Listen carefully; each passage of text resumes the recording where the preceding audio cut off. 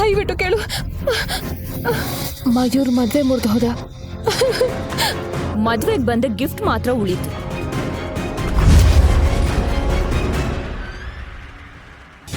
ಆದ್ರೆ ಮದ್ವೆ ಆಗ್ಲಿಲ್ಲ. ನನ್ ರೆಂಕಗೆ ಏನೇನೋ ಹಾಕಿದ್ದು ದೀಪಿಕಾ.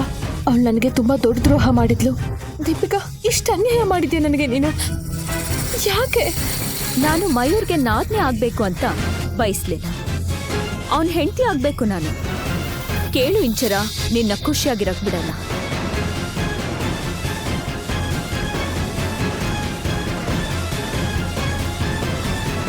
ನೀನ್ ನನ್ ಮಗಳ. ನಿನ್ನ ನನ್ನ ಮಗಳು ಅಂತ ಕರೆಯೋದಕ್ಕೂ ನಾಚಿಕೆ ಆಗುತ್ತೆ. ಅಪ್ಪ, ಇದೆಲ್ಲ ದೀಪಿಕಾ ಮಾಡಿದ್ದು. ಅವಳಿಗೆ ನನ್ ಮೇಲೆ ಅಸೂಯೆ. ನಾನೇನು ಮಾಡಿಲ್ಲ ಅಪ್ಪ. ಸುಮ್ನೆ ಇರು.